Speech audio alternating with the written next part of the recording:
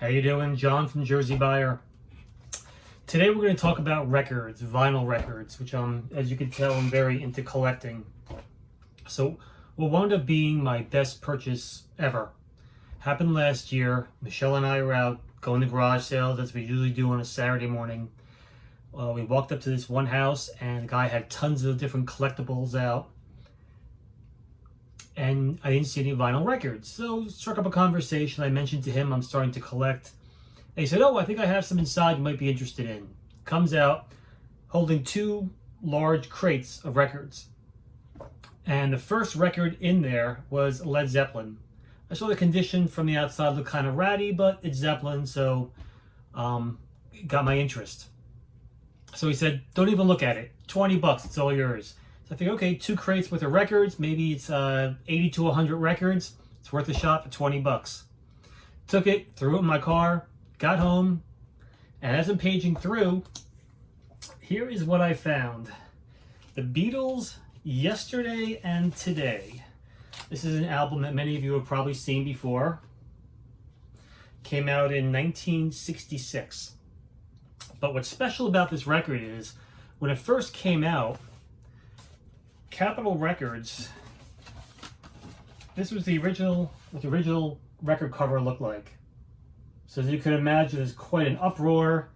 It hit the shelves and people were complaining about it, saying you can't publish a record that looks like that. So Capitol Records had to recall all the records. It actually cost them a lot. It cost them like $250,000 to recall all the records that were out there. So these records are very rare. What happened was they were recalled and stickers were put over them. So instead of this cover, a sticker was overlaid to make it look like this. So these actually are a pretty rare find. To have an original one that came out is extremely rare. They're really impossible to find. But what people look for, and what I got here, is a copy of the original with a sticker over it. So how can you tell it has a sticker on it? I'm hoping this shows up on camera, but if you look over here, you'll see a V, a very faint black V. And what that is on Ringo's, right here, Ringo's collar, his shirt, this black V, you can see through the sticker and you can see it right here. So if you have the original, it's called the First State. You'll never find one. This is called the Second State Beatles record with the sticker overlaid, and you can clearly see the V. And again, I'm hoping that shows up okay. So as you can imagine, a record like this is pretty valuable. It's very condition dependent. And usually when you're buying a vinyl record, what drives a lot of the value is the vinyl record itself. Is the record itself in good condition? This record, though, most of the value, the vast majority of the value of this record is in the sleeve. If a perfect sleeve, higher price. Any nicks or dings or cuts or scrapes, lowers the price. This one is in pretty good condition. You'll see there's some slight buckling on the side here because it is a sticker that's overlaid over an album. There's some small wear on the bottom, a little on the top here, but overall, I'd say this is probably a very good plus condition. The value of this record, it varies, again, greatly. I'm placing the value somewhere around $600. Now, I know some of you might look at it and say, yeah, we see some online, they're going for $1,000 or $2,000. I see people asking that, but I don't know if they're actually getting it or not. But I know that these comfortably sell around $600. What makes this even more valuable is it's the stereo version. There are many more monos out there, and they go for $400 or $500, or the stereos could be $600, $700. I think it's one stereo for every 10 monos. So the stereos are more valuable. So if you're curious, this is a regular Yesterday and Today, but you don't see Ringo's collar showing through. So if you ever come across this album, tilt it to the side, see if you see that V. If you do, you probably have a $500 or $600 record on your hands. So good going. So that's record number one. Record number two, picked this up about 3 months ago. It was in Pennsylvania. going to my daughter's fiance's parents' house, and stopped at a garage sale, as we usually do. Flipping through, I found this Who record I'd never seen before. Found out that this is actually an unofficial bootleg record. It's actually got a pretty cool looking cover on it. Tales from the Who. Actually, it has very professional design on it. This is one of the best bootleg designs I've ever seen. What's neat about it is it came out in color vinyl. And the vinyl here is in pretty good shape. I know this outside jacket is kind of messed up, has a crease here. It has the outer ring. See this ring here? This is what happens when you don't store your records correctly. If you store your records flat with records piled on top, you get that ring, devalues the record. So if you're storing your records, put them on edge. So this was actually a very famous bootleg. It's one of the most sought after bootlegs that are out there. It came out in 1973-74. It was actually recorded from the King Biscuit Flour Hour, which is a famous radio show that hosted many different concerts way back when. So this is a famous Who bootleg record. It picked up for $2 at a garage sale. So always keep your eyes open. $2. Okay, next we have, in case you can't tell, I'm a big fan of the group Kiss.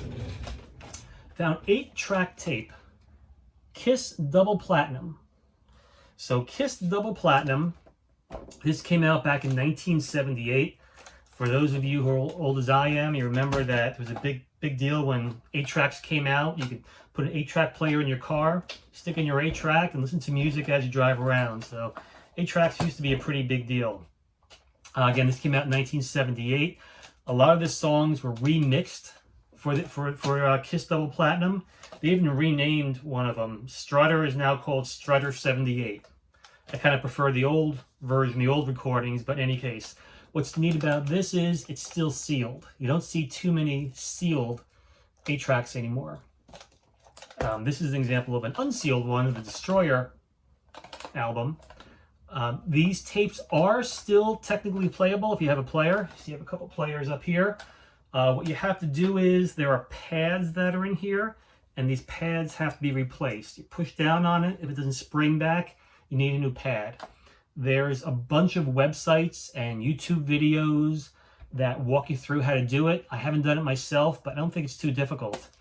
There's also a couple Facebook groups where people very, very into 8-track tape collecting, and they help each other out, talk about techniques of how they fix the tape. Sometimes you have to do a resplice and how to change the pads. It's also a good place to sell 8-tracks. Of course, you could sell on eBay, but if you go on the Facebook group and you do a search under 8-tracks, some of these groups you can go on and you could sell to different members, and people will pay, $4, $5, $6 for a good 8-track tape, especially if it's a major group, if it's a Led Zeppelin, Pink Floyd kind of thing, Kiss. So it does command quite a few bucks. I picked this up for $3, so I think that's pretty much a steal. Probably goes for the neighborhood of 15-ish, somewhere in that area. Again, it depends. There's definitely a market for it, but I'm not going to sell it. Big Kiss fan. Along that same note, I also picked up, don't cringe, a Kiss tie. See that? It's got the guys on here. It's got Peter, Ace, Paul, and Gene. It actually has the old Catman, the old Peter Criss, and Ace Frehley. So it's a tie. Never worn it. I don't think my wife is going to let me wear it anywhere, but saw it for $1. Couldn't pass it up. No intent of reselling it. So that is that. The last thing I want to show you is I picked this up last year at a estate sale. It was towards the end of the day. It was a late walkthrough, and this was still remaining, and it only cost $1. This is a press kit for the album London Town by Wings, Paul McCartney and Wings. So in the press kit, there are a bunch of photos. Linda, Paul, and Denny Lane. A bunch of other folks. And then a nice little write-up on the band with discography and a little write-up on the band. These are kind of neat. These generally go for, the price varies on these a lot. I see people online asking 100, 200. I don't think they're actually getting that. The comp sales on this for sold press kits for London Town, $20, $30, somewhere in that range. But when you see a press kit, if it's a fairly well-known band, pick it up. It's worth it. So that's what we have for today. That's all of my music memorabilia for today. We'll be back in a week or so with episode number 3. Take care.